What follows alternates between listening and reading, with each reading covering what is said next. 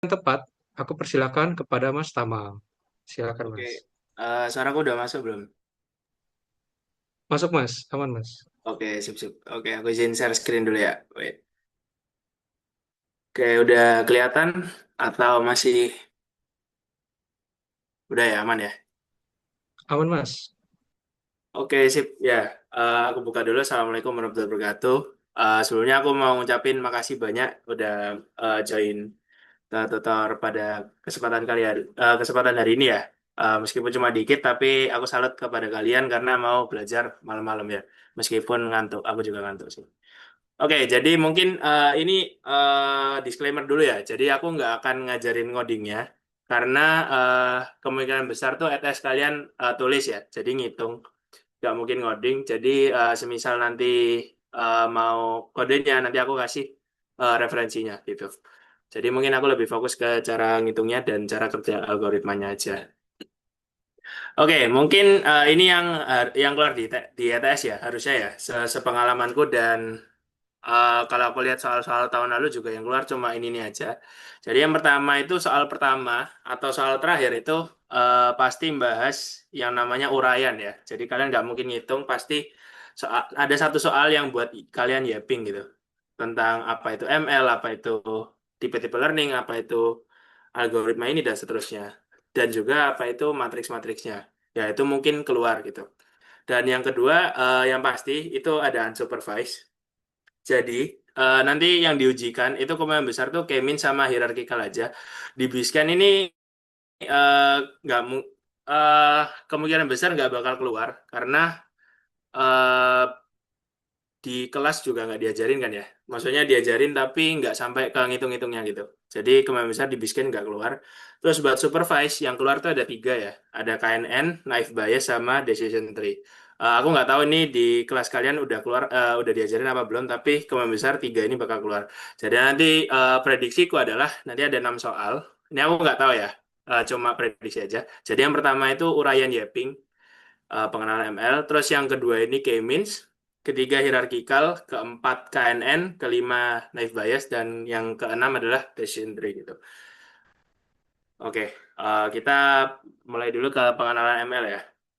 Jadi definisinya kalian cukup hafalin tiga kata kunci DPT ya. Data, pola, tanpa. Nah, kembangin tiga kata kunci tersebut. Contoh, ML adalah sebuah sistem yang belajar dari data untuk menemukan pola secara otomatis gitu guys. Data menemukan pola secara otomatis tanpa diprogram secara eksplisit. Ini ya itu aja sih gitu. Aku cara ngilangin ini gimana dah. Sorry sorry guys. Oke, kita masuk ke jenis-jenis learning ya. Jadi yang diajarin di kurikulum ini ada tiga. Ada supervised learning, ada unsupervised learning, ada reinforcement learning. Sebenarnya ada satu lagi ya yang nggak umum ya, yaitu semi supervised. Cuma nggak akan kita bahas sekarang. Jadi kita akan bahas supervised dulu. Supervised itu adalah model dilatih dengan data berlabel. Label di sini bukan maksudnya kayak usia atau apa, bukan. Tapi label ini adalah target gitu. Jadi yang mau kalian prediksi itu apa? Intinya supervised learning ini ngeprediksi sesuatu gitu. Jadi ada input dan output. Jadi kalian tahu mau ngapain dengan data tersebut gitu. Nah, kalau unsupervised ini dia itu kalian ibaratnya kayak ngasih mesinnya eh suruh mesinnya yang mempelajari sendiri. Kalian nggak tahu mau ngapain, mau ngeprediksi apa dan seterusnya. Itu kalian feed ke algoritma unsupervised gitu. Model belajar dari data tanpa label untuk menemukan pola tersembunyi. Nah, sedangkan kalau reinforcement learning ini lebih ke arah dia itu modelnya belajar dengan trial and error dengan sistem reward dan punishment. Ini digunakan di robotika gitu. Mungkin teman-teman yang robotika lebih jago dari aku sih. Oke, contoh penerapannya. Jadi, oh ya, contoh penerapan ini penting ya. Kemungkinan besar nanti kalian bakal keluar juga di ETS, contoh penerapannya. Ya, jadi untuk supervised learning sendiri ada contohnya ada klasifikasi email ataupun prediksi saham dan seterusnya gitu. Kalau unsupervised intinya dia clustering ya. Jadi mengelompokkan. Contohnya adalah customer segmentation. Kalian mengelompokkan pelanggan berdasarkan kebiasaan belanja atau dan seterusnya. Buat reinforcement learning intinya kalian ingat-ingat kata robotik gitu ya. Kalian bisa kembangin robotik itu menjadi banyak contoh gitu. Contohnya robot vacuum cleaner gitu. Intinya ya ping aja. Oke, next kita masuk ke unsupervised learning. Ini yang mulai ngitung ya. Oke, jadi pertama kalian harus paham konsep clustering. Ini nggak mungkin bukan nggak mungkin keluar, maksudnya definisinya kemungkinan besar nggak bakal keluar ya. Cuma biar kalian paham aja. Jadi clustering itu adalah metode analisis data yang digunakan untuk ngelompokin objek-objek. Jadi kalau kalian di sini lihat ada bola biru, itu dikelompokin sendiri, terus ada bola kuning kelompokin sendiri, ada yang hijau kelompokin sendiri, ada yang pink kelompokin sendiri. Nah, tujuan utamanya itu adalah meminimalkan intra-cluster. Intra-cluster ini apa? Intra-cluster ini maksudnya jarak antara titik di dalam satu cluster. Jadi, contoh cluster hijau, di sini tujuannya adalah meminimalkan intra-cluster. Jadi, sebisa mungkin yang jarak bola di dalam ini itu seminimal mungkin. Dan memaksimalkan intercluster. Intercluster adalah jarak antara satu cluster dengan cluster yang lain. Jadi, misalnya di sini pink sama biru, jaraknya maksimal banget kan ya. Kecuali, nah ini cuma contoh, jadi nggak mungkin nanti datanya serapi ini juga. Oke, selanjutnya buat ngitung jarak, ini mungkin kalian sudah bosan ya dengar sama ini ya. Tapi intinya dia itu ada dua rumus. Yang pertama itu Manhattan. Ini kemungkinan besar nggak bakal keluar karena kegampangan. Terus yang kedua ini ada Euclidean. Jadi kalau misalnya kalian bingung kenapa bisa tercipta rumus ini, jadi misal aku punya titik 1,1 sama 2,2. Nah, kalau kalian gambar di koordinat Kartesius, dia itu bakal 1,1 kan di sini ya, kira-kira ya. Terus 2,2 itu ada di sini. Nah, ini kalau kalian bisa gambar segitiga siku-siku gini. Nah, ini kan satu, ini dua, berarti jaraknya adalah satu. Ini tinggi tingginya yang ini satu, ini dua, berarti ini juga satu.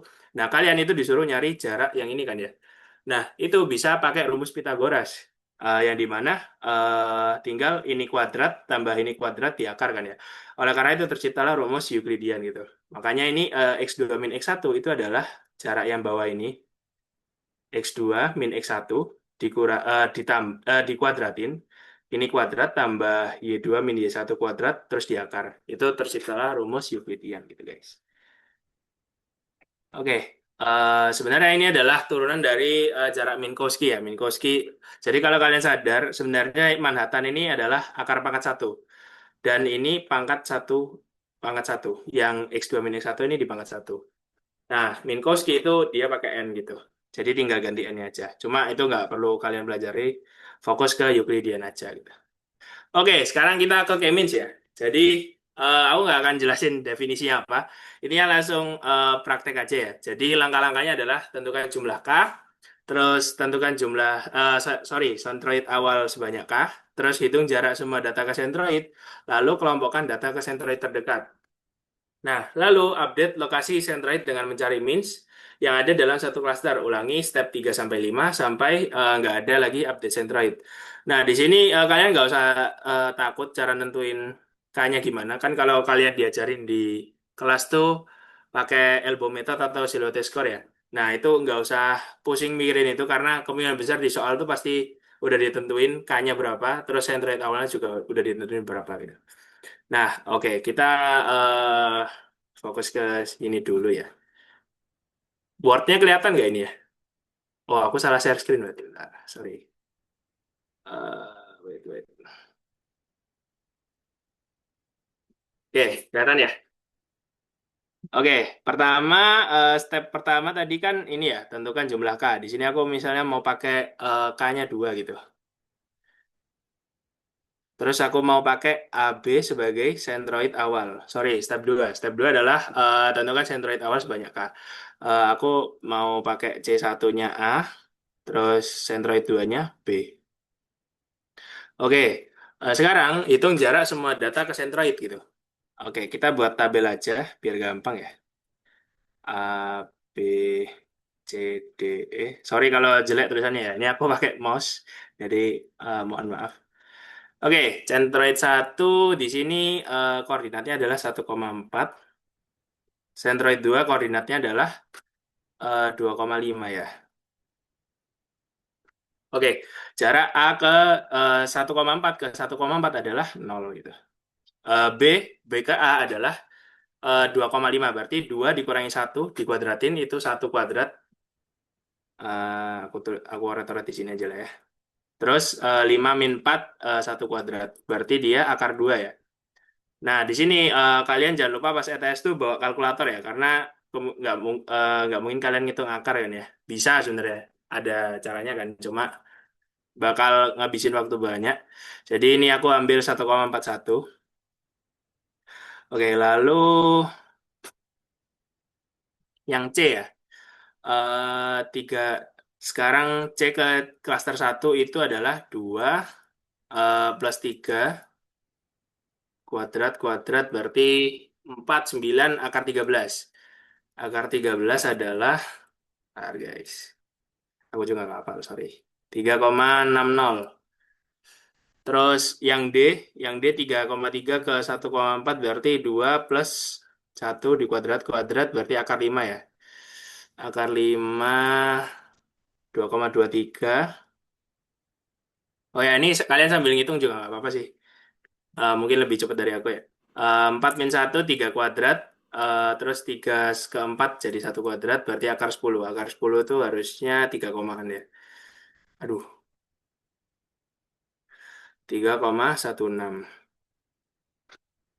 Oke, nah di sini terus kalian hitung juga jarak ke sentroid 2. Jadi A ke sentroid 2 adalah B ya. Jadi ini 1 tambah 1 kuadrat akar 2 atau 1,41 tadi ya. Terus B ini 0, C ini C ke B berarti 1 sama 4. 1 kuadrat plus 4 kuadrat itu akar 17 ya. 17 diakar berarti 4,12. 1, 2. Terus yang D 3,3 ke B ya. Berarti 1 kuadrat plus 2 kuadrat akar 5. Akar 5 tadi harusnya 2,23 ini sih. Seingat gue ya. Bentar, aku hitung lagi. 1, 2, 1.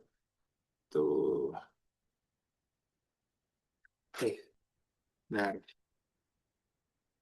Oh ya, 2,23. Yang ini kok. Oh ya, benar-benar. Oke, sekarang yang E ke klaster 2 atau ke B berarti 2 kuadrat plus 2 kuadrat. Hasilnya akar 8 ya. Akar 8 itu 2 akar 2 atau 2,82. Eh, iya benar. Oke, nah di sini kalian tinggal lanjut ke step 3 ya. Step 4 ya. Kelompokkan data ke sentroid terdekat. Berarti yang di sini yang dipilih itu yang A itu masuk ke sentroid 1, yang B masuk ke sentroid 2, yang C masuk ke sentroid 1, yang D masuk ke sentroid bebas. Nah, kalau sama gini bebas ya. Biasanya di soal tuh antara ngebebasin atau nanti ada ketentuan sendiri. Kalian baca soalnya aja. Nah, harusnya dia di sini aku mau masukin ke sentroid 1 aja, lalu yang E itu masuk ke sentroid 2. Berarti di sini aku punya data.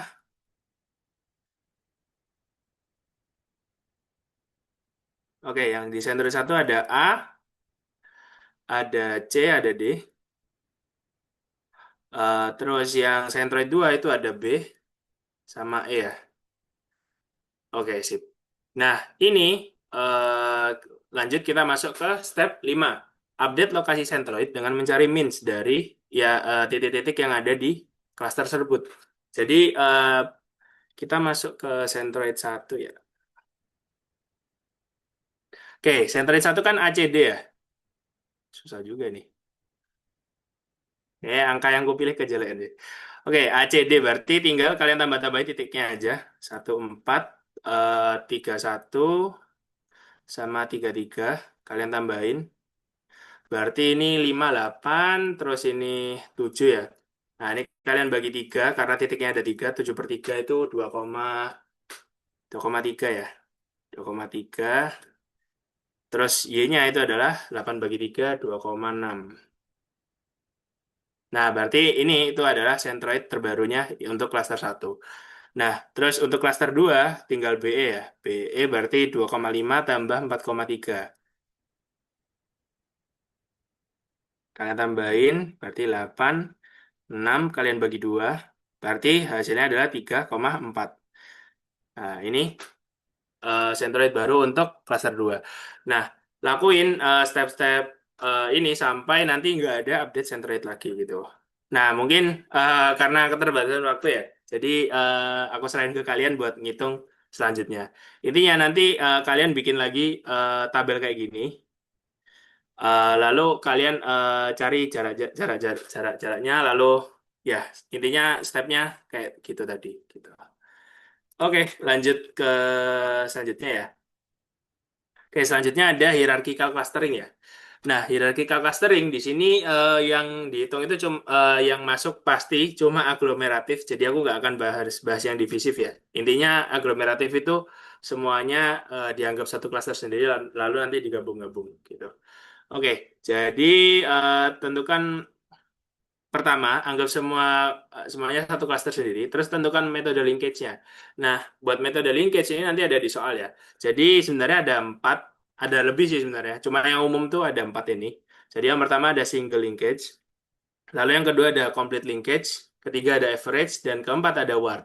Nah, sebenarnya yang paling bagus nih, yang paling bagus dan paling sering dipakai itu word di coding. Dan secara default tuh kalau nggak salah di set ke word deh. Aku lupa. Nah, tapi di mata kuliah ini itu nggak diajarin buat ngitung pakai Word karena dia itu pakai SSE kalau nggak salah hitungnya. Jadi beda, caranya beda. Ini impossible buat muncul kecuali ATS kalian ngoding. Jadi nanti semisal kalian ngoding nggak tahu pakai Word pasti gitu. Lalu yang ketiga itu hitung jarak semua titik satu sama lain. Nah, kalian bikin tabel aja, lalu gabungkan dua klaster terdekat, jarak terkecil. Gimana misalnya nanti ada jarak yang sama, maka kalian pilih salah satu aja gitu. Oke, lanjut update matriks jarak menggunakan metode linkage yang kalian pilih. Ulangi step 3 sampai 5 sampai sisa satu klaster aja. Oke, sebelum masuk ke hitung-hitungan ya, aku mau jelasin dulu terkait metodenya. Jadi untuk single itu maksudnya gini. Jadi semisal nanti setelah kalian hitung jarak dan ada perlu update jarak, maka kalau single itu diambil yang minimum ya. Jadi semisal nanti klaster yang pertama digabungin itu AB. Jadi kan kalian harus ngitung jarak dari AB sama C kan ya. Nah itu kalian tinggal bandingin antara AC sama BC yang lebih kecil yang mana gitu. Semisal dia pakai komplit, maka kalian ambil yang max gitu. Ini yang perlu diingat. Jadi tinggal bandingin AC sama BC yang lebih gede yang mana. Nanti kalian ambil. Nah, kalau dosen kalian jahat, kalian bakal dikasih soal yang average. Ya, ini yang perlu komputasi dua kali ya. Jadi kalau ini kan cuma nyeleksi aja, kalau ini perlu ngitung lagi, tinggal ngitung rata-rata aja sih, tinggal ditambah dibagi dua gitu. Oke, kita masuk ke ngitung-hitungan. Oke, datanya sama ya. Ini aku salah nggak ngerandom data karena lumayan susah tadi ya. Oke, jadi kalian buat tabel aja. Pertama A, B, C, D, E. Lalu di sini A, B, C, D, E.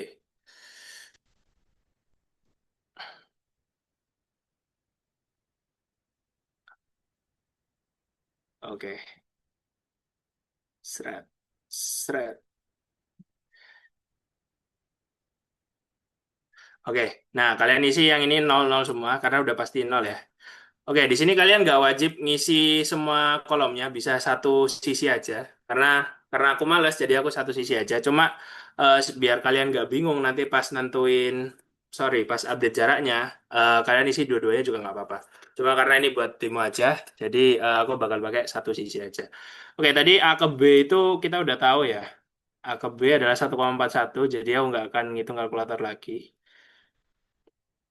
Terus A ke C itu adalah berarti 2, 3, 4, 9, akar 13. Akar 13 tuh, aduh lupa lagi. Ya, oke, kita hitung aja. Oke, 3,6. Terus A ke D itu adalah berarti 2, 1, 4, 2, 1, kuadrat, kuadrat berarti akar 5 ya. Akar 5 berarti 2,23. Lalu A ke E adalah di sini 3 terus 1 dikuadratin akar 10. Akar 10 tadi 3,16. Oke, lanjut ke BC ya. BC di sini 1 sama 4. Berarti akar 17. Nah, ini sebenarnya sama kayak alin sama komnum ya. Kalian harus teliti karena kalau misalnya nggak kacau. Kalau satu step aja angkanya salah, maka kemungkinan besar nanti ke depannya salah. Gitu, guys.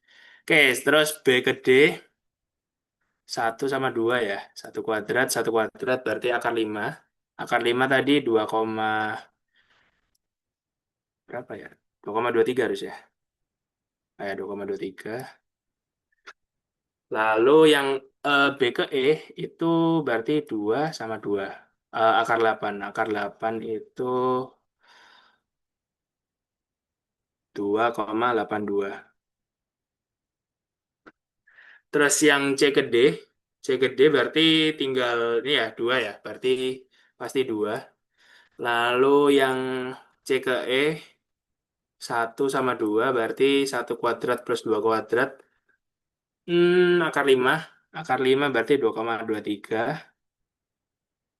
Terus yang D ke E berarti tinggal 1 gitu.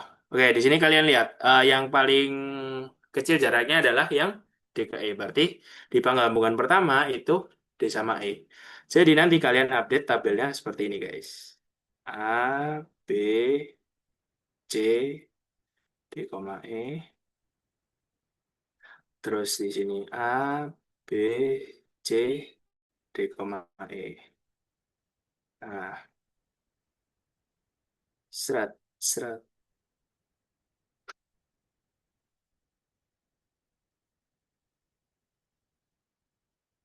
Oke. Nah, oh ya, buat gambarnya nanti biasanya disuruh gambar dendrogram kan ya.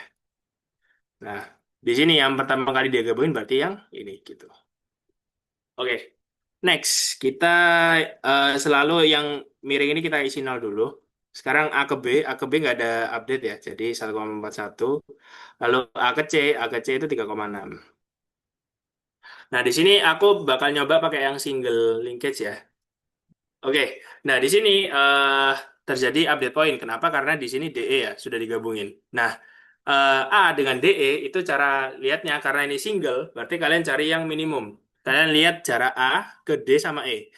Jarak A ke D sama E itu 2,23 sama 3,16. Berarti kalau pakai single, berarti kalian ambil yang kecil. Berarti ambil yang 2,23 gitu.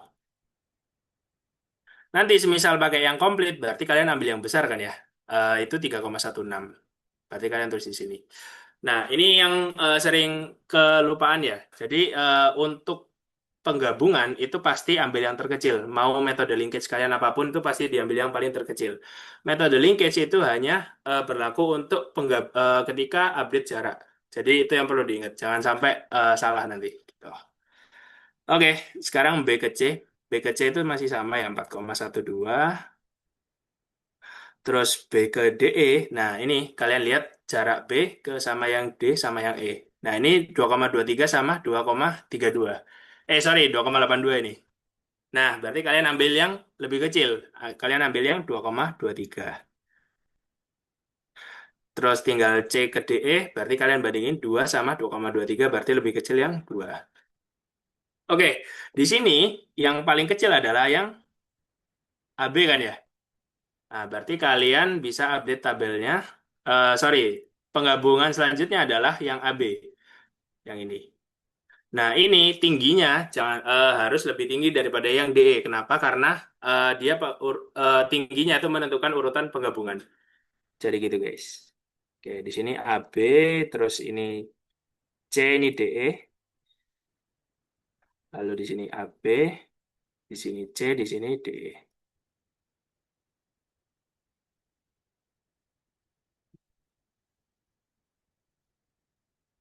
Aduh, sorry ya, jelek. Oke, selalu isi kolom yang miring 0 ya. Oke, sekarang kita lihat AB ke C gitu. AB ke C berarti kalian bandingin jarak C terhadap AB gitu. Kalian lihat yang A sama B nilai C-nya itu yang ini ya. Berarti dia yang lebih kecil yang 3,6. Berarti ini dia itu jadi 3,6. Nah, sekarang AB ke DE. Berarti di sini kalian lihat jarak DE terhadap A sama B gitu. Nah, kalian bandingin 2,23 sama 2,23 berarti lebih kecil yang 2,23 gitu. Nah, terus lanjut ke yang CDE sama ya. Sorry. C ke DE berarti kalian bandingin eh masih sama sih. C ke DE kan nggak update ya, jadi 2 gitu. Nah, di sini terlihat ya bahwa yang paling kecil tuh yang CDE berarti kalian ambil yang ini. Kalian gabungin selanjutnya CDE gitu. Ini harus lebih tinggi. Oke, jadi tabelnya nanti jadinya seperti ini. Tinggal AB terus CDE. AB terus CDE. Tinggal di tabel. Oke, berarti ini 00 sisa ABCDE berarti kalian update berdasarkan eh, C, sorry, C dengan AB sama DE sama AB jauhan yang mana? Berarti kalian lihat ini sama ini. Berarti lebih kecil yang 2,23. Maka yang terakhir diambil adalah yang ini. Berarti gambarnya nanti dendrogramnya seperti ini. Gitu. Oke, mungkin itu buat decision tree ya. Oke, buat pertanyaannya nanti mungkin di akhir aja ya. Oke, kita lanjut dulu ke, oh ya, buat Word-nya nanti bakal aku kirim sih. Aku titipin ke MTC, mungkin nanti bisa dikirimin juga. At PPT juga. Oke, lanjut ke supervised learning. Nah, supervised learning ini penghitungannya agak susah. Bukan agak susah sih, agak ribet lebih tepatnya. Jadi aku harap kalian semua perhatikan dengan baik. Oke, jadi pengenalan dulu. Supervised learning adalah paradigma. Ini aku nggak tahu paradigma ini kata-katanya apa, aku GPT ya. Dalam pembelajaran mesin yang menggunakan data berlabel untuk melatih algoritma matematis. Intinya kalian tuh udah tahu datanya tuh mau diapain. Intinya dia ngeprediksi. Tujuannya adalah agar algoritma mempelajari hubungan antara input dan output sehingga dapat secara akurat, belum tentu akurat juga, memprediksi output untuk data input yang belum terlihat. Nah, buat supervised learning sendiri itu kebagi jadi 2 ya. Yang pertama ada klasifikasi, lalu yang kedua ada regresi. Kita bahas yang klasifikasi dulu. Klasifikasi merupakan subset dari supervised learning yang mana tugasnya adalah mengkategorikan data ke dalam kelas yang ditetapkan. Nah, beberapa algoritma klasifikasi itu ada KNN, ada naive Bayes, ada logistic regression. Meskipun namanya lagi regression, tapi dia masuk ke klasifikasi. Lalu ada decision tree, ada SVM, sama ada ANN. Sorry. Oke, lalu untuk regresi, regresi adalah subset dari supervised learning yang tugasnya adalah intinya dia ngeprediksi nilai kontinu berdasarkan input yang diberikan. Algoritmanya ada linear regression, polynomial regression, Ridge lasso, decision tree, dan SVM gitu. Nah, bedanya klasifikasi sama regresi, gampangnya adalah kalau klasifikasi itu datanya discrete, datanya intinya kategori. Kalau regresi itu datanya kontinu gitu. Oke, kita masuk. Oh ya, buat yang di atas ini yang keluar tuh klasifikasi ya, yaitu KNN, naive Bayes sama decision tree. Nah, decision tree ini sebenarnya bisa dipakai kedua-duanya sama kayak SVM. Jadi ada decision tree classifier, ada decision tree regressor gitu. Oke, kita masuk ke yang paling gampang dulu ya. Jadi KNN. KNN itu adalah algoritma supervised learning yang memberikan prediksi dengan melihat kelas mayoritas. Intinya dia nanti voting gitu. Nah, langkah-langkahnya adalah tentukan nilai K. Sama seperti kayak means tadi, K-nya itu bakal ditentu di soal, jadi kalian nggak usah khawatir. Lalu tentukan nilai metrik jarak yang akan digunakan. Ini Euclidean itu tadi, Euclidean atau Manhattan. Pasti Euclidean, nggak mungkin Manhattan. Kalau Manhattan kegampangan soalnya. Gitu. Lalu untuk setiap data uji X pada X, maka hitung jarak antara X dengan seluruh data latih pada X gitu. Nah, ini XX ini maksudnya yang X ini, X kecil itu data yang individu, X besar itu mengacu pada semua data train gitu. Lalu pilih K tetangga terdekat untuk berdasarkan hasil perhitungan jarak, lalu prediksi label Y berdasarkan voting mayoritas dari label Y milik K tetangga terdekat. Nah, mungkin kalian bingung ya. Jadi, aku akan langsung masuk aja ke ini ya, ke perhitungan aja. Oke, jadi di sini seperti yang aku bilang tadi, supervise itu kalian tahu mau ngeprediksi apa. Jadi di sini aku mau ngeprediksi sebuah label. Apakah data ke-6 ini yang memiliki X3 dan Y2 itu masuk ke label A atau ke label B gitu. Nah, di sini langkah pertama adalah tentukan nilai K. Di sini misalnya K-nya aku ambil 3 ya. Di sini bukan K-means ya, beda ya. Terus aku mau pakai Euclidean. Oke, lalu yang perlu kalian lakukan adalah menghitung jarak dari data yang mau kalian prediksi ini ke masing-masing data data train. Nah, jadi data train itu adalah yang ini. Ini kan bakal kalian train ya, bakal kalian masukin ke modelnya. Lalu ini data uji gitu. Kalian hitung data uji pada semua data train gitu. Jadi kalian hitung jaraknya. Ini D ya. Satuan untuk jarak itu D. D6 dengan satu adalah sama kayak tadi pakai Euclidean ya. Cukup gampang. 3 min 1 kuadrat itu berarti 2 kuadrat. Tambah 2 min 2 kuadrat 0 kuadrat berarti 4 ya. Lalu D6 dengan 2 itu 3 ke 2 berarti 1. 2 ke 3 1 berarti 1 kuadrat plus 1 kuadrat. Aduh, susah banget ya ngetik di sini. Berarti akar 2 tadi berapa ya? Aku lupa. 1,41. Lalu D 6 ke 3 berarti data 6 ke 3 itu berarti 3 min 3 0 ya. Terus 2 min 3 1 berarti tinggal 1 kuadrat berarti atau 1 ya. Lalu D6 ke 4 berarti 3 kuadrat. 3 min 6 3 terus plus 3 kuadrat. Berarti akar 18 ya. Akar 18 adalah kalau kecepatan ngomong aja ya. Ini berarti 4,24. Lalu D6 ke 5 adalah berarti 4 kuadrat plus 5 kuadrat. 16 plus 25, 41 berarti 41 kuadrat. Sorry, 41 di akar berarti 6,4. Nah, oke. Jadi kalian udah dapat, ini kayaknya 2 aja deh. Biar, ya apa 3 ya? 3 deh. Oke. Nah, kalian kan udah dapat 5 ini ya. Terus kalian urutin dari yang paling kecil. Jadi di sini yang paling kecil adalah yang ini ya. Yang saat data ketiga. Lalu dengan data kedua. Lalu dengan data keempat. Sorry, maksudnya yang 4 berarti satu gitu. Nah, di sini kalian lihat labelnya masing-masing data ini. Oke, 3 adalah B ya. 2 adalah A, sedangkan satu adalah A gitu.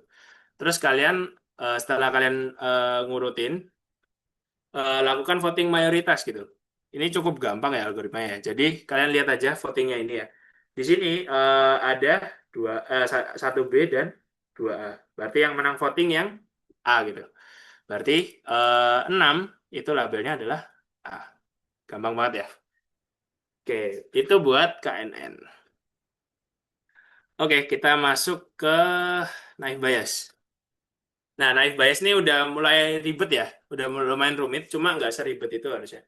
Oke, jadi naive Bayes adalah algoritma klasifikasi supervised learning yang didasarkan pada teorema Bayes dengan asumsi independensi kondisional antara fitur. Jadi dia itu bersifat naif. Dengan kata lain, satu fitur dianggap tidak mempengaruhi fitur lainnya jika sudah diketahui kelas targetnya. Hal ini membuat perhitungan lebih sederhana dan efisien gitu. Jadi langkah-langkahnya adalah ini sort data sesuai label. Nanti ini sebenarnya opsional, cuma nanti kalian bakal paham kenapa aku masukin eh, nomor satu ini. Lalu yang kedua adalah hitung prior. Nanti aku akan jelasin prior itu apa. Lalu yang ketiga adalah hitung likelihood, hitung posterior.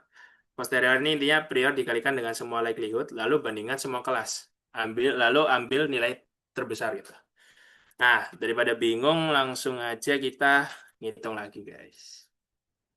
Oke, ya ini ngitungnya cukup ribet ya sebenarnya. Jadi di sini kita ada 14 data train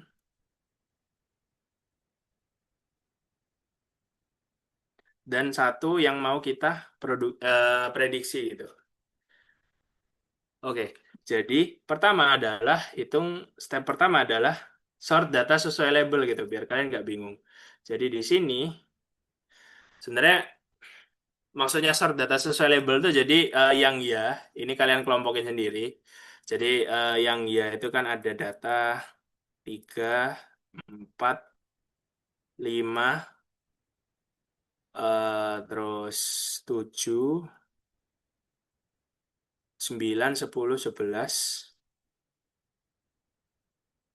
12, 13. Nah, yang tidak itu,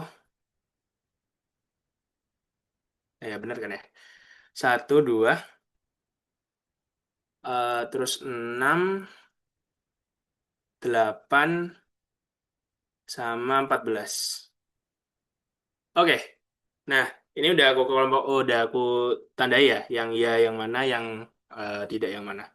Nah, langkah pertama adalah hitung prior. Prior ini adalah probabilitas berapa kira-kira ya, iya, label iya itu muncul berapa per berapa gitu. Jadi prior iya probabilitas berarti dia ada berapa? 1, 2, 3, 4, 5, 6, 7, 8, 9, ada 9 dibagi sama total data. Total data ada 14. Terus prior yang tidak, ini berarti tinggal 1, 2, 3, 4, 5, 5 sisanya ya 5/14 gitu. Nah, oke, kita sudah menghitung prior. Sekarang kita akan menghitung likelihood gitu. Nah, likelihood di sini apa maksudnya adalah gini. Jadi, kita bakal ngitung yang hujan. Oke, kita bagi ini dulu. Kita fokus ke data yang mau kita uji gitu. Oke, jadi di kolom pertama di kolom cuaca dia adalah hujan. Berarti kita akan beranggapan bahwa P hujan yang dia iya itu adalah ini ngitung likelihood ya. Oke, hujan yang iya kalian hitung aja. Hujan kan di sini ada 1, 2, 3, 4, 5 ya. Yang 15 ini nggak dianggap, jadi bentar aku tandai aja biar nggak bingung ya. Oke, kalian lihat di data train yang dia hujan. Berarti 1, 2, 3, 4, 5. Oke, dari 5 itu berarti yang labelnya iya itu ada berapa? Aku anuin dulu ya. Hujan itu yang iya ada, sorry, totalnya 5. Yang iya ada berapa? 1, 2, 3. Oke, 3. Yang iya ada 3, yang tidak ada 2. Nah, berarti likelihood si yang ini itu adalah ketika eh, ketika hujan, maka labelnya iya adalah berarti 3/5. Itu aja, guys. Oke, lalu P, kalian ngikutin ini ya, ngikutin yang sedang. Berarti sedang, dan labelnya adalah iya. Sama kayak tadi, sedang iya. Nah, sedang. Oke, kalian hitung dulu sedangnya ada berapa? 1, 2, 3, 4, 5, 6. Berarti ada 6. Yang iya ada 1, 2, 3, 4, 4 ya. Yang iya ada 4, yang tidak ada 2. Ini aku belum pernah ngitung sih sebenarnya. Jadi kita sama-sama ngitung. Oke, jadi di sini 4/6 ya. Lalu P yang eh, tinggi dan dia masuk iya, itu adalah kalian hitung juga tinggi 1, 2, 3, 4, 5, 6, 7. Ada 7. Oke, 7. Yang iya ada 1, 2, 3. Oke, yang iya ada 3, yang tidak ada 4. Berarti 3/7 ya. 3/7, terus yang P lemah, terakhir yang lemah, dan dia iya, itu mana lemah? Oke, kita hitung dulu lemahnya ada berapa? 1, 2, 3, 4, 5, 6, 7, 8. Oke, 8, terus iya, itu ada 1, 2, 3, 4, 5, 6. Yang iya ada 6. Oke, sip. Berarti dia 6/8 ya. Oke, terus kalian hitung juga yang hujan ketika tidak gitu. Hujan ketika tidak. Kenapa hujan? Karena di sini yang mau kalian prediksi adalah yang hujan gitu. Oke, tinggal sisanya aja ya. Berarti 2/5. Terus yang P sedang, terus tidak. Ini sumpah tulisanku jelek banget, sorry guys. Berarti 2/6. Nah, ini sebenarnya tinggal ngambil sisa aja. Cuma nanti kalau misalnya dosen kalian jahat, labelnya itu bisa jadi ada 3 ya. Jadi kalian harus ngitung lagi manual gitu.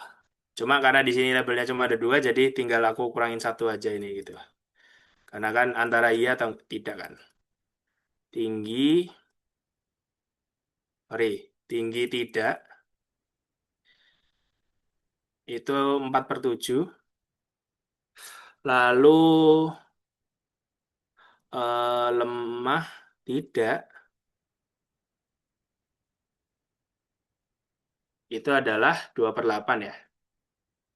Oke, nah terus kalian udah ketemu likelihood-nya semua kan ya. Nah di sini kalian lalu hitung posterior. Posterior adalah prior dikalikan dengan semua likelihood gitu. Saya ini ditutup aja ganggu ya. Oke, kalian yang iya berarti posterior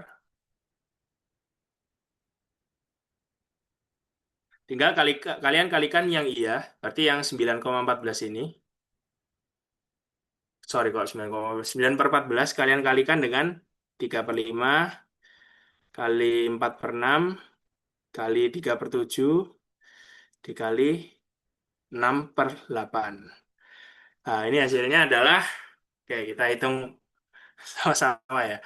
Aku juga belum hitung, 9 kali 3 kali 4 kali 3 kali 6. Oke, 1944 dibagi penyebutnya berarti 14 kali 5 kali 6 kali 7 kali 8. Bayuh, gede banget.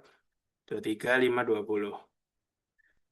Oke, ini adalah 1944 dibagi 23, 250.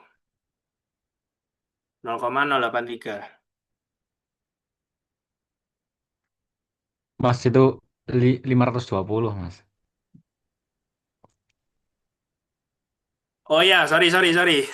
Nice catch, nice catch. Salah typo, typo. Maaf, maaf. Mohon maaf. 23, 520. 0,082. Ya, mirip-mirip sih sebenarnya. Cuma, thank you, Bara. Oke, lalu kalian hitung posterior yang tidak ya. Berarti dia 5/14. Ini, kalian kalikan dengan 2/5, 2/6, 4/7, 2/8. Oke, ini coret. Aduh, aduh. Oke, ini coret-coret. Coret-coret-coret. Wes, yang atas berarti 2 per, ini 14 ya. 14 kali 3, 42. 42 kali 7, 294. Oke, berarti 2 dibagi 294. 0,006. Oke, nah terus kalian ambil nilai terbesar gitu. Nah, di sini nilai terbesarnya berarti si posterior yang iya itu adalah 0,082. Sedangkan si posterior yang tidak itu adalah 0,006. 0,006. Berarti lebih besar yang yang iya kan. Berarti di sini bisa disimpulkan bahwa data ke-15 ini iya gitu. Gampang nggak? Gampang. Oke, naif bias sebenarnya cuma itu aja gitu aja sih. Jadi kalian based on yang data uji kalian hitung pertama hitung prior terus hitung likelihood-nya lalu hitung posteriornya gitu. Terus kalian bandingin posteriornya gitu. Oke. Nah, di sini ada salah satu kelemahan naive bias ya. Jadi, ketika suatu fitur tuh nggak pernah muncul dalam data latih gitu, untuk kelas tertentu. Contoh, semisal di sini data ujinya, di sini aku pakai mendung, sedang, tinggi, lemah gitu. Nah, oke, priornya yang iya adalah 9/14, prior yang tidak itu 5/14. Nah, kelas iya, oke, aku lihat yang cuaca yang mendung itu ada 4. Ini sama ini ya. Itu ada 4. Nah, berarti likelihood yang mendung itu 4/9. Terus suhu sedang itu 4. Sorry, yang sedang itu ada 4. Lalu yang kelembaban tinggi itu ada 3. Yang lemah itu ada 6. Gitu. Nah, lalu, oh ya, ini aku ada keliru dikit ya. Jadi, sebenarnya yang tadi itu perhitungannya ada salah dikit. Sorry, sorry.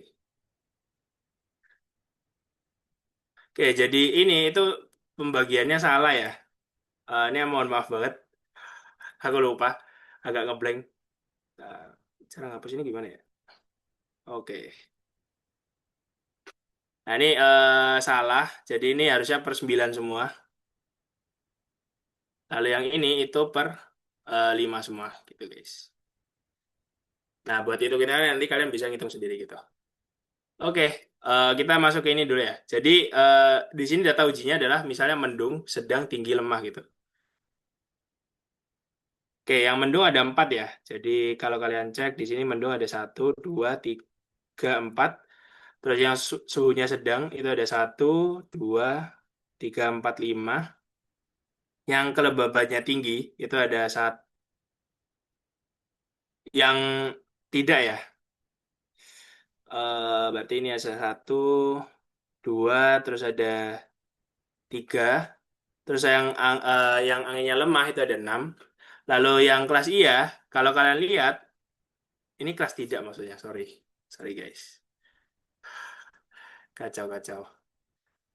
Bentar, bentar, bentar. Typo, typo. Oke, kalau kalian lihat, kelas mendung itu bermain tenisnya adalah iya semua ya. Di sini mendung iya, iya, iya. Berarti di sini yang kelasnya tidak itu cuma 0 gitu. Nggak ada kelas tidak sama sekali. Which is ketika kalian nanti ngitung likelihood-nya maka akan jadi 0/5 gitu. Nah, dan perkalian dengan 0 itu berarti akan membuat hasil perkaliannya itu nanti jadi 0. Which is itu membuat suatu prediksi itu bisa jadi salah. Kenapa? Karena harusnya bisa jadi dia itu kuatnya di yang suhu, kelembaban, sama angin. Lemahnya cuma di cuaca. Tapi karena nggak ada data ujinya, maka dia jadi 0 gitu. Bisa jadi prediksi kalian salah gitu. Cuma mungkin ini nggak bakal keluar di ETS. Cuma takutnya jaga-jaga. Semisal ada kejadian kasus seperti ini, maka solusinya adalah dengan Laplace smoothing namanya. Jadi Laplace smoothing ini adalah kalian nambah satu ke setiap data uji gitu. Nah, rumusnya adalah kalian nggak perlu bingung anunya gimana. Intinya kalian ngikutin ketika kalian ngitung likelihood aja. Jadi tinggal kalian ngikutin rumus seperti ini. Kalau biasanya kan tinggal count dibagi jumlah data kelas ya. Di sini ditambah 1, lalu yang di bawahnya penyebutnya itu ditambah jumlah kategori gitu.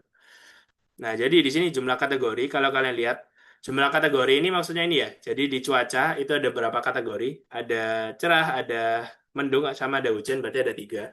Lalu untuk suhu itu ada panas, sedang, dan dingin. Untuk kelembaban itu ada tinggi sama normal. Untuk angin itu ada lemah sama kuat, berarti ada 2. Nah, di sini lalu kalian update likelihood-nya. Jadi mendungnya 4, 4, 3, 6. Lalu kelas I ya, awalnya yang 0242 berarti perhitungannya seperti ini. Jadi kalian tambahin 1, 4 plus 1, 9 plus 3 jadi 5 per 12. Lalu yang sedang itu 4 plus 1, 9 plus 3, 5 per 12. Lalu yang tinggi itu 3 plus 1, 9 plus 2, 4 per 11. Lalu yang lemah itu 6 plus 1, 9 plus 2, jadi 7 per 11. Nah, yang tadinya hasilnya yang P mendung tidak itu 0, sekarang jadi ada hasilnya, meskipun kecil ya. Jadi 0 plus 1 sama data kelasnya 5 plus 3 gitu. Berarti 1 per 8. Lalu yang sedang itu sedang dan tidak itu 2 plus 1, 5 plus 3, 3 per 8, dan seterusnya gitu. Nah, ini jangan lupa ya, yang penyebutnya itu bukan ditambah 1, tapi ditambah jumlah kategori. Jadi kalian harus ngitung jumlah kategorinya gimana. Cuma mungkin ini datanya agak panjang, jadi kemungkinan besar nggak keluar yang keluar di ETS nggak sepanjang ini sih gitu.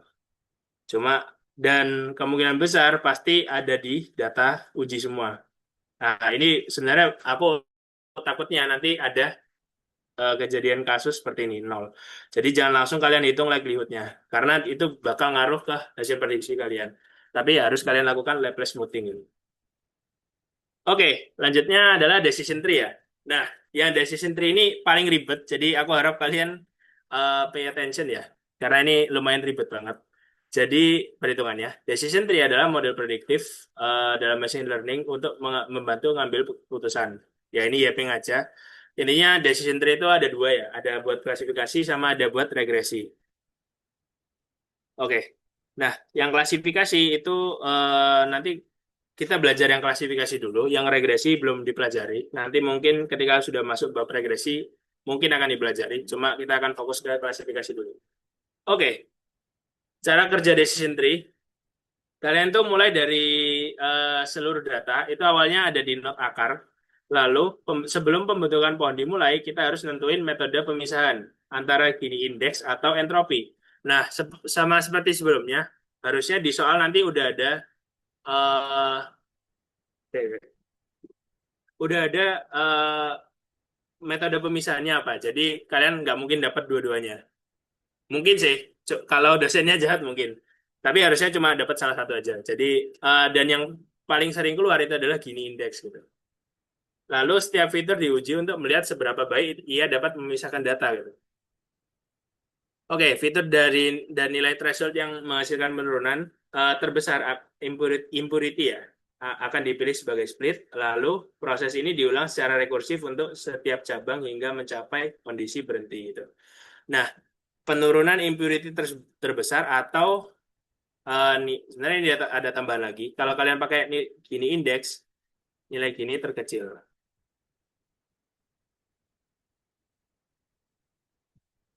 Oke. Nah, terus kalian secara rekursif sampai setiap cabang itu mencapai kondisi berhenti. Artinya nggak ada cabang lagi yang bisa di-split lagi gitu. Antara kedalaman maksimum, jumlah sampel yang minimum atau impurity-nya 0. Lalu kalian lakukan prediksi di leaf node. Jadi ke data ujinya nanti kalian masukin ke tree yang barusan kalian buat. Nanti kira-kira dia tuh nyabangnya kemana. Oke, nah ini perhitungan, tapi di sini aku cuma pakai Gini indeks ya. Buat yang entropi nanti mungkin kalian bisa baca-baca juga, baca-baca sendiri di PPT dosen kalian. Karena yang Gini indeks ini aja udah panjang banget, jadi aku harap kalian fokus. Oke, jadi untuk langkah pertama adalah hitung Gini awal seluruh data. Gitu. Jadi Gini S itu kalian hitung dengan 1 dikurangi 9 per 14. 9 per 14 ini adalah yang iya. Yang iya kan tadi ada 9 ya. Ada 1, 2, 3, 4, 5, 6, 7, 8, 9. Berarti 9 per 14 dikurangi 5 per 14. Nah, Mas, misal nanti labelnya ada 3 gimana? Berarti nanti di sini ada ketambahan min berapa per berapa lagi gitu. Sama, dikuadratin juga. Semisal labelnya ada 3. Cuma di sini karena labelnya cuma ada 2, jadi dikurangi 9 per 14, terus dikuadratin, dikurangi 5 per 14 kuadrat. Itu hasilnya adalah, aduh, 0,459. Lalu kalian hitung Gini split untuk cuaca. Jadi pertama kalian tuh mau tahu kira-kira yang jadi root itu yang mana ya? Antara cuaca, suhu, kelembaban, atau angin. Nah, di sini kalian harus ngitung Gini splitnya. Oke, Jadi pertama untuk cuaca ya. Jadi kalian fokus ke yang cuaca aja. Nah, di sini cerah itu munculnya adalah 2/5, 1, 2, 3, 4, 5. Nah, cerah itu ada 5 ya. Yang iya, sorry, yang tidak dulu. Yang tidak itu ada 3, dan yang iya ada. Sebenarnya bebas sih, mau iya dulu atau tidak dulu sama aja, nggak ngaruh. Yang iya ada 2. Nah, berarti nilai gini cerahnya adalah 1 dikurangi 2/5 dikuadratin dikurangi 3/5 kuadrat. Didapat 0,48. Nah, lalu yang gini mendung sama kayak tadi, kalian hitung aja mendungnya ada berapa ya? Mendungnya ada 4 ya. Ada 4. Terus kalian hitung pembagiannya gimana labelnya. Di sini kalau kalian lihat mendung semuanya iya ya. Makanya di sini aku 4/4 kuadrat dikurangi 0/4 kuadrat. Kenapa 0? Karena nggak ada yang tidak sama sekali gitu. Jadi ini 0. Terus gini untuk hujan itu ada 1, 2, 3, 4, 5, 6. Oh sorry, yang 15 ini data uji ya. Jadi nggak usah dipakai, nggak usah dilihat. 35 lalu 25. Jadi kalau kalian lihat yang hujan ini yang iya ada 1, 2, 3. Oke, yang iya ada 3 berarti 3/5 kuadrat dikurangi yang tidak ada 2/5 kuadrat. Berarti itu kalau kalian itu hasilnya 0,48. Sebenarnya aku lupa ada lanjutannya lagi apa enggak. Intinya gini.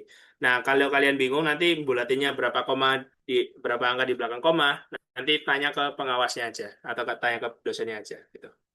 Lalu, di sini kalian hitung Gini splitnya. Gini split untuk cuaca itu adalah 5/14. 5/14 ini maksudnya gini. Jadi yang cerah, di sini kan ada 5 ya. Nah, berarti makanya dia 5/14. 5, jadi di dalam cuaca itu ada 5 cerah, dibagi 14. 14 itu total, dikalikan dengan nilai Gini untuk cerah. Jadi 0,48.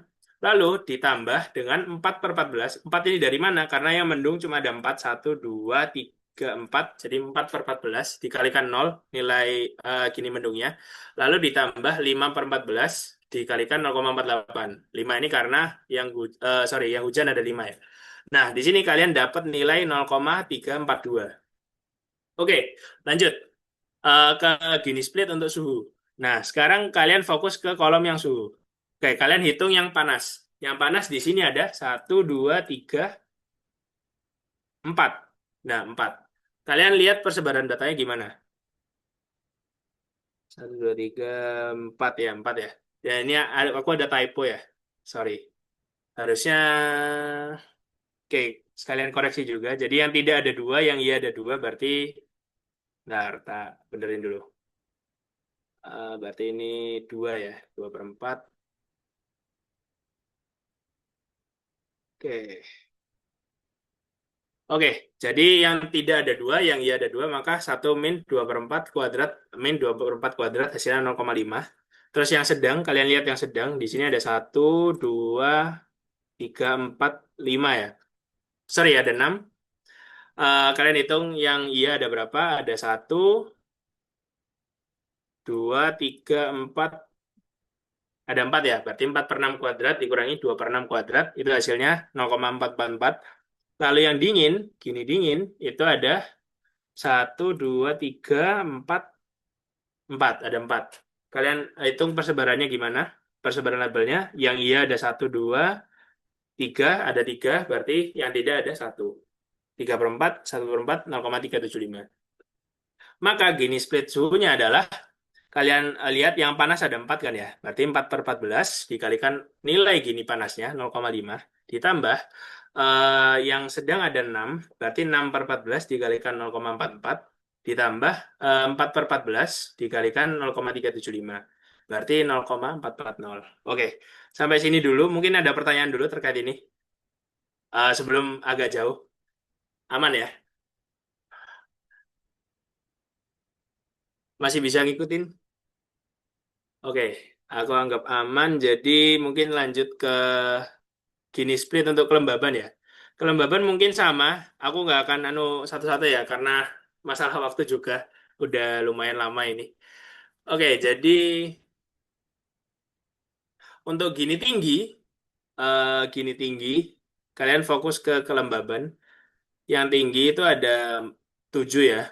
Berarti 3 per 7 dikurangi 4 per 7 itu hasilnya 0,490. Kalau gini normal, yang normal itu ada 7 juga. Yang iya ada 6, yang tidak ada 1 berarti 6 per 7 sama 1 per 7. 0,245. Nah, di sini kalian hitung ini split kelembabannya. Karena masing-masing ada 7 berarti 7 per 14 dikalikan 0,490 ditambah 7 per 14 dikalikan 0,245. Hasilnya ketemu 0,3675. Nah, selanjutnya adalah yang angin. Yang angin ini kalian hitung yang lemah. Lemah itu ada 8 ya. Lemah itu ada 8. Terus kalian lihat persebaran labelnya kayak gimana. Yang iya ada 6, yang tidak ada 2. Berarti 6 per 8 sama yang ini 2 per 8. Ketemu 0,375. Terus yang normal ini ada 6. Aduh, ini belum ku ubah lagi. Sorry guys, banyak typo ya. Maklum, maklum. Oke, lemah berarti yang ini kuat ya. Oke. Nah, berarti yang kuat kalian itu ada 1, 2, 3, 4, 5, 6. Ada 6, berarti 3 per 6, karena yang iya ada 3, yang tidak ada 3 juga, berarti 3 per 6 ketemu 0,5. Gini splitnya adalah 8 per 14, 0,375, sama 6 per 14 dikalikan 0,5. Ketemu hasilnya 0,428. Oke, nah kita udah menghitung masing-masing gini split ya. Jadi aku kelompokin jadi satu. Nah, kalian bandingin. Terus kalian ambil yang terkecil. Nah, di sini yang terkecil adalah, nilai gini terkecil adalah si cuaca. Oleh karena itu, cuaca adalah si root-nya. Jadi, ketika kalian nanti ngeprediksi sesuatu, yang dilihat adalah yang cuaca dulu. Nah, lalu step selanjutnya adalah bentuk cabang dari root cuaca. Di sini cuaca ada 3 kategori tadi kan. Ada mendung, ada cerah, ada hujan. Berarti cabangnya ada 3. Ada mendung, ada cerah, ada hujan gitu. Oke, lanjut. Nah, sekarang kita fokus ke yang mendung dulu. Nah, ini aku hapus dulu. Oke, kita fokus ke yang mendung dulu. Nah, kalau kalian lihat di mendung, ini semuanya pasti iya ya. Iya nggak? Ketika cuaca tersebut mendung, maka labelnya itu adalah iya. Maka dapat disimpulin bahwa ketika cuaca mendung, maka bermain tenisnya itu adalah iya. Berarti di sini bisa kalian langsung bikin cabang aja ke iya gitu. Jadi ketika cuacanya masuk, kalau dia masuk ke yang mendung, maka hasilnya itu pasti iya gitu. Oke, lalu kita akan masuk ke cabang yang cerah. Oke, di cabang cerah, nah kalau kalian lihat cerah ini nggak semuanya tidak ya. Jadi ada yang iya, ada yang tidak, ya itu. Oke, nah jadi ini agak ribet. Bukan agak ribet sih sebenarnya, agak panjang ya. Karena nggak langsung ke iya atau tidak semua gitu. Oke, kita akan ngitung. Karena tadi cuaca udah jadi root, jadi kita akan fokus ke tiga fitur yang tersisa gitu. Nah, sekarang aku mau ngitung Gini split untuk semisal dia subset cerah. Subset cerah itu karena kita sekarang fokus pada cabang cuaca cerah. Nah, kalian fokus ke yang cerah ya. Oke, di Gini panas di sini suhu. Kalian lihat ya, fokus ke yang cerah dulu. Jangan hitung yang mendung juga. Ketika suhunya panas, berarti yang ini ya. 1, 2, cari cerah lagi. Oke, nggak ada lagi ya. Berarti cuma antara tidak atau tidak. Berarti yang iyanya itu nggak ada 0 ya. Maka di sini 0. Lalu yang di sini itu hasilnya 2 per 2. Hasilnya ini 0 per 2 sama 2 per 2. Cuma aku malas nulis jadi langsung 0 sama 1 aja. Nah, berarti hasilnya 0. Lalu yang sedang, kalian hitung yang cuacanya cerah. Di sini ini ya. Cuaca cerah ini, sama ada di bawah lagi. Terus kalian lihat yang sedang. Nah, di sini sedang berarti ini ya, sedang 1 sama 2 itu antara tidak sama iya, berarti dia ada satu-satu. Jadi 1/2, karena yang cerah dan sedang itu ada 2, berarti 1/2. Satu ini untuk iya, satu ini untuk tidak gitu. Jadi 1/2, 1/2 berarti 0,5. Lalu yang dingin, kenapa ini aku langsung 0? Karena di sini cerah dan dingin itu cuma satu. Jadi sebenarnya ini tuh ada ini ya, ada 1 min. Karena cuma satu berarti pernya itu 1. Lalu kalian hitung yang di sini cuma ada iya, berarti 1/1 gitu. Dan untuk anunya itu 0/1 gitu. Atau di sini bisa 0 gitu.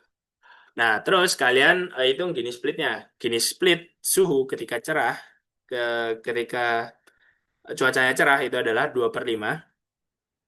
2/5 dikalikan dengan 0, lalu 2/5 dikalikan dengan 0,5, lalu 1/5 dikalikan dengan 0. 2/5 ini dapat dari mana? 5 ini karena yang cerah ada 5, lalu yang panas ini ada 2 tadi ya, ada 2. Terus yang ini ada 2 juga, dan yang ini ada 1 gitu. Gitu guys. Oke, berarti ini jadi 0, ini jadi ya begitulah. Intinya dia ketemu 0,2. Oke, lanjut ke subset cerah yang di kelembaban. Yang di kelembaban itu antara 2 ya, antara tinggi atau normal. Dan di sini kalian lihat ketika dia cerah, berarti yang ini ya, tinggi, tinggi, tinggi. Oke, sisanya normal ya. Berarti di sini itu hasilnya 1 dikurangi. Tingginya ada 3 ya. Berarti ini per 3. Terus tinggi itu pasti tidak ya. Kalau kalian lihat yang cerah, yang tinggi itu pasti tidak. Tidak, tidak, sama tidak. Berarti 3/3 gitu. Berarti di sini 0. Itu makanya ini kenapa 0 gitu. Lalu yang normal itu ada 2 ya. Ada mana cerah? Cerah dan normal berarti ada 1. Cerah dan normal ada 2. Dan semua labelnya itu adalah iya. Berarti dia gininya itu adalah 1-2/2. Atau 0 gitu. Nah, jadi Gini split untuk kelembaban cerah itu adalah 3/5. Karena yang tinggi ada 3. Jadi 3/5 dikalikan 0. Lalu ditambah 2/5 dikalikan 0. Ini aku typo, sorry. Typo lagi guys. Bentar. Oke. Jadi dia Gini splitnya adalah 0 gitu. Oke. Bentar. Saya hapus dulu buat next ke page selanjutnya ya. Oke, lalu kalian hitung terakhir yang angin ya. Yang angin, di sini kalian lihat yang lemah ada berapa. Yang ketika dia cerah dan anginnya lemah. Jadi ada ini ya, ada 3 ya. 1, 2, 3. Ya, lemah ada 3. Oke, jadi terus kalian lihat persebaran labelnya. Labelnya berarti ada tidak, tidaknya 1, tidaknya 2, iyanya 1. Berarti 1/3 sama 2/3. Dan di sini dapat 0,444. Oke, lalu ke sedang. Sedang berarti,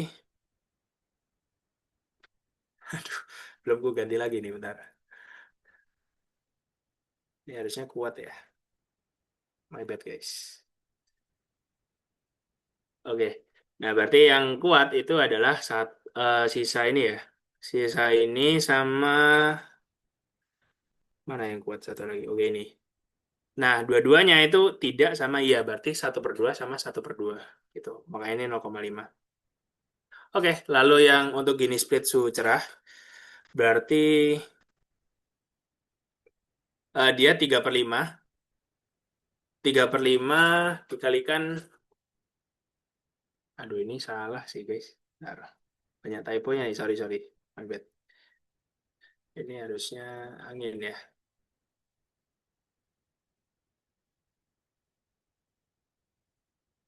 Oke, jadi ketika Gini split angin cerah, berarti 3/5. Karena yang lemah ada 3. 3/5 dikalikan nilai Gininya, 0,444, ditambah 2/5 dikalikan 0,5. Berarti dia jadi 0,4664 gitu. Nah, terus kalian bandingin tiga-tiganya. Jadi 0,2, 0 sama 0,466. Nah, di sini nilai terkecil didapat bahwa nilai terkecilnya adalah kelembaban. Oleh karena itu, ketika cuacanya cerah, Split terbaik adalah kelembaban. Ketika cuaca cerah dan kelembabannya tinggi, maka dia itu adalah tidak. Kalian cross check lagi ya. Kalian cross check kelembaban tinggi, itu hasilnya pasti tidak. Dan ketika kelembabannya normal, maka dia hasilnya iya gitu. Oke, lalu kalian gambar trinya ya. Jadi yang dari cerah itu sekarang nyambangnya ke kelembaban. Seperti perhitungan tadi gitu. Kelembaban ketika tinggi maka dia masuk ke tidak, ketika normal maka dia masuk ke iya. Oke, belum selesai karena masih ada satu subset lagi yaitu yang hujan. Yang hujan belum kita kerjain. Jadi, nah ini. Nah, karena waktu juga, jadi kalian lakuin bisa nanti nyoba-nyoba sendiri. Kalian lakuin hal yang sama. Jadi untuk subset hujan, kalian bandingin buat ini ya, buat tiga ini suhu kelembaban angin yang dia hujan. Kalian hitung aja yang hujan berapa. Nah nanti itu bakal hasilnya seperti ini. Aku udah rangkum. Intinya yang suhu nanti nilai gininya itu adalah 0,466, lalu yang kelembaban nilainya 0,466, lalu yang angin nilainya 0 gitu. Nah, nilai terkecil itu angin, maka untuk cuaca hujan, split terbaik adalah angin. Jadi kesimpulannya adalah ketika cerah dan angin, dia itu lemah. Sorry, ketika anginnya lemah itu adalah iya. Ketika cerah dan anginnya kuat itu adalah tidak. Coba kalian cross check lagi. Aduh, sorry guys. Nah, ini ada yang belum diupdate ya. Ini harusnya hujan. Oke. Nah, ketika hujan, hujan dan angin maka anginnya lemah maka iya, lalu hujan dan anginnya kuat maka tidak. Kalian cross check, hujan lemah iya, hujan lemah iya benar, hujan kuat tidak benar, hujan lemah iya benar, hujan kuat tidak benar. Oke, lalu kalian update ini ya trinya ya. Update trinya berarti ini. Terakhir adalah hujan angin lemah dan kuat gitu. Karena semua cabang sudah selesai ya udah selesai. Oke, lalu kalian lakuin prediksi ya. Nah, bentar. Cara ngapus nih gimana dah. Clear all. Mana clear all? Oke. Nah, oke. Jadi kalian lakukan prediksi ke data 15. Oke, datanya pertama masuk ke sini ya. Kalian harus lihat cuacanya dulu. Cuacanya data ke-15 adalah hujan. Berarti hujan dia belok ke sini ya. Hujan. Lalu ketika hujan maka kalian tinggal lihat anginnya aja. Angin, berarti di sini angin. Dia masuk anginnya berarti dia lemah. Berarti dia masuk ke sini gitu. Dan jawabannya adalah iya. Berarti di sini labelnya adalah iya gitu. Oke, itu buat buat gini indeks ya. Sorry, Rek, suara gue habis. Oke, jadi buat gini indeks perhitungannya seperti itu. Buat yang entropi, nah nanti bisa kalian pelajari sendiri gitu. Karena waktunya gak dikasih lama-lama. Oke, jadi terakhir buat soal tambahan ya. Buat soal tambahan kalian bisa akses link ini di its.id Bisa di-tracking. gimana gimana? Oke. Oke, jadi buat soal tambahan, jadi kalian bisa akses link ini ya. Kalau kalian buka spreadsheet-nya itu harusnya ini ya, muncul di sini. Saya ini udah aku buka belum ya? Oke, udah. Nah, di sini aku bikin tiga doang. K-means, hierarchical, sama KNN. Karena tadi eh yang naik bias sama yang itu udah lumayan panjang gitu. Nah, ini K-means ada kunci jawabannya juga. Untuk hierarchical ada kunci jawabannya. Dan KNN ada kunci jawabannya juga gitu. Oke, mungkin itu aja dari aku. Terima kasih semuanya atas perhatiannya. Wassalamualaikum warahmatullahi wabarakatuh. Semisal ada pertanyaan, monggo. Oke, terima kasih banyak kepada Mas Tamam ya atas materi yang sudah sangat insightful dan juga bermanfaat pastinya untuk persiapan ETS kita nanti. Nah, sekarang kita masuk ke sesi tanya jawab nih teman-teman. Untuk teman-teman yang ingin bertanya boleh banget langsung raise hand aja dan nanti akan kami tunjuk ya untuk bisa mengajukan pertanyaannya. Gimana teman-teman? Apa ada yang mau ditanyakan?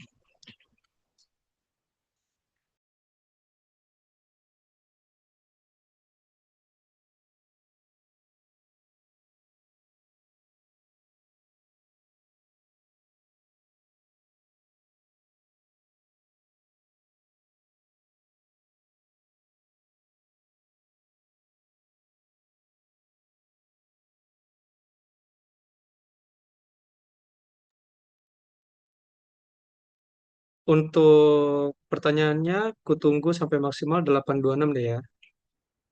Bisa langsung resen aja teman-teman kalau ada pertanyaan.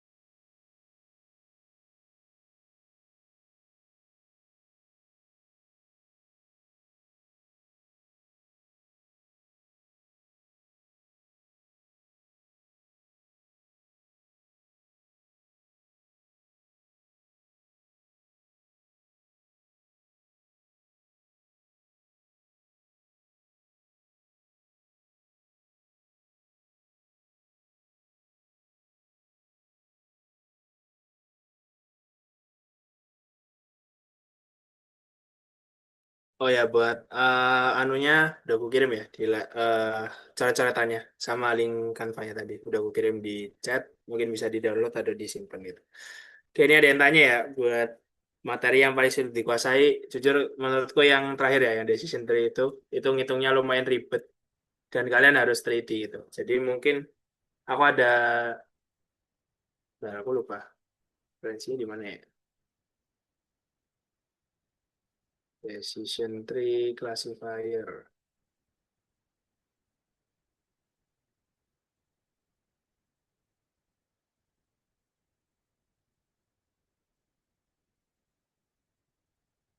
Kalian bisa, bentar,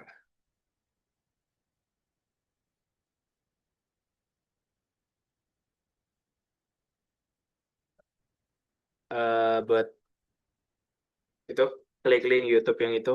Dulu aku pas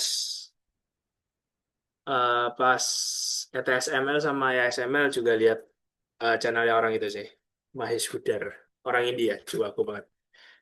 Dan penjelasannya juga sangat membantu gitu. Misal kalian lupa dengan yang aku jelasin tadi itu. Jadi kalian bisa lihat YouTube itu atau lihat PPT yang aku kirim itu tadi gitu.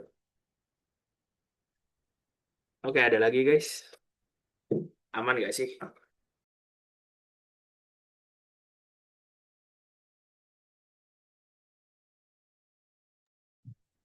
Oke, karena sudah 20.27 nih teman-teman. Mungkin untuk sesi Q&A akan kita cukupkan dulu ya. Mungkin nanti kalau ada pertanyaan lagi, boleh banget mungkin bisa disampaikan aja. Kalau ada, ya tanyain aja ke aku, mungkin ada yang punya nomorku, atau mungkin ke teman-temannya nanti bisa disampaikan juga ke aku, biar aku forward ke Mas Tama begitu mungkin ya Mas ya. Oke, nah sekarang kita akan, oh ya, aku mohon bantuannya juga nih untuk teman-teman untuk ngisi form presensi dan juga feedback nih yang udah kita siapkan. Oke, untuk linknya itu sebentar. Oke.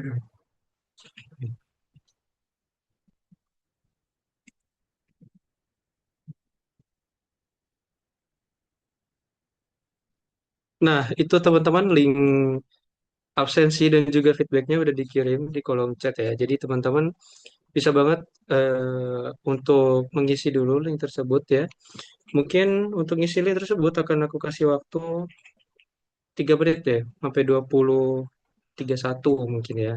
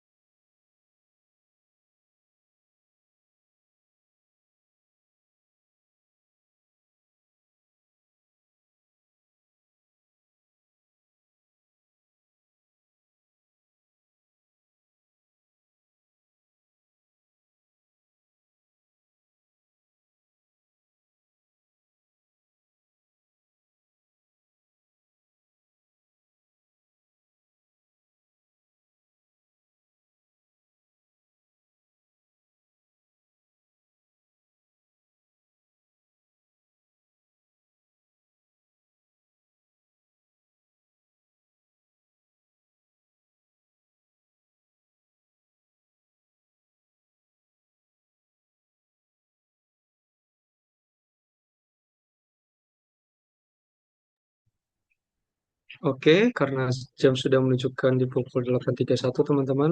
Sekarang kita akan masuk ke sesi yang juga nggak kalah penting ya, yaitu dokumentasi bersama. Nah, untuk teman-teman yang sekiranya bisa on cam, boleh dong on cam dong, biar kita dokumentasi dulu nih teman-teman. Ya on cam, on cam, on cam.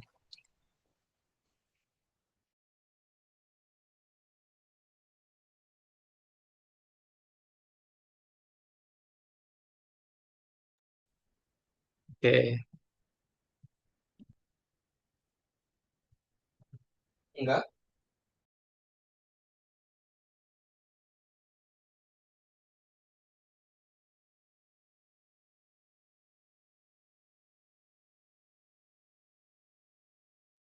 Oke, eh, akan ku SS ya teman-teman ya. Satu, dua, tiga. Oke. Oke, akhirnya teman-teman kita berada di penghujung acara. Sekali lagi aku ucapkan terima kasih banyak kepada Mas Tamam atas ilmu yang sudah dibagikan dan tentunya kepada teman-teman semua nih yang sudah aktif, antusias dan juga menghadiri tutor dari awal sampai akhir. Semoga apa yang sudah kita pelajari hari ini bisa bermanfaat dan membantu kita dalam menghadapi ETS nantinya. Sampai jumpa di sesi tutor selanjutnya. Jangan lupa beristirahat dan tetap semangat belajar teman-teman semua. Oke, bisa live teman-teman. Dadah.